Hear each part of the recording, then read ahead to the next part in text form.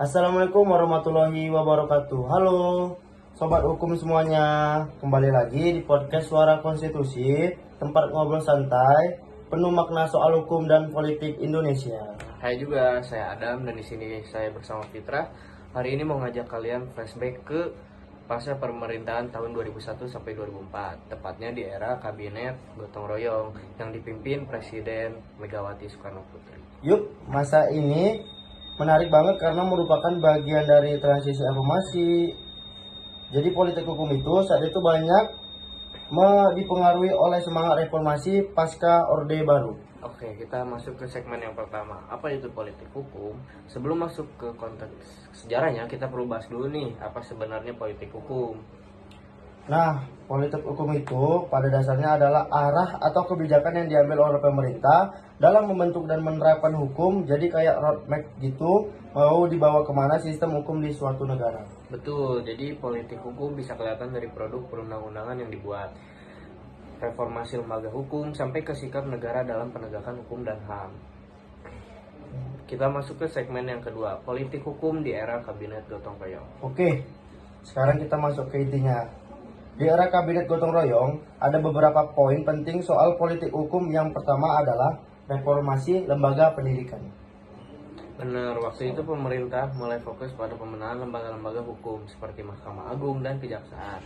Bahkan Komisi Yudisial juga mulai dirancang, meskipun implementasinya baru terjadi beberapa tahun kemudian.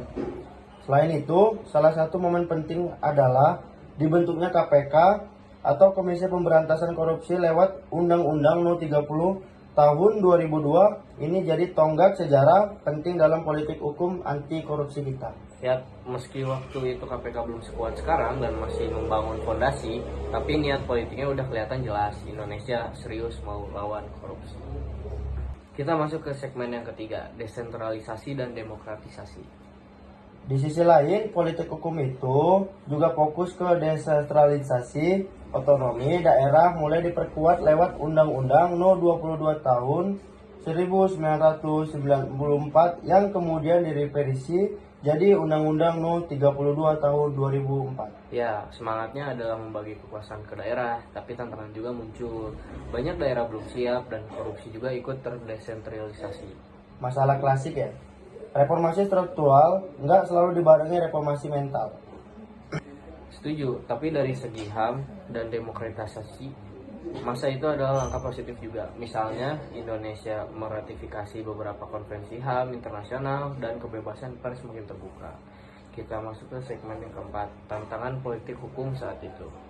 Meskipun niatnya bagus, implementasinya masih banyak hambatan, korupsi masih merajalela, penegakan hukum belum konsisten, dan lembaga hukum belum sepenuhnya independen. Dan jangan lupa, budaya hukum masyarakat kita juga belum terlalu kuat. Kadang hukum masih dianggap tajam ke bawah, tumpul ke atas. Nah, itu PR besar yang sampai sekarang pun masih kita rasakan.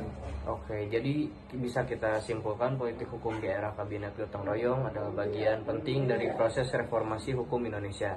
Banyak langkah awal yang strategis meskipun semuanya belum semua tuntas. Semangat reformasi hukum sudah terlihat jelas, tinggal bagaimana penerusnya bisa melanjutkan perjuangan itu. Nah, buat sobat hukum, semoga obrolan kita yang hari ini bisa menambah perspektif ya. Dan kalau kalian punya topik atau pertanyaan yang pengen dibahas, langsung aja bisa kontak kita berdua. Sampai ketemu di episode berikutnya. Saya Fitra. Dan saya Adam. Salam konstitusi.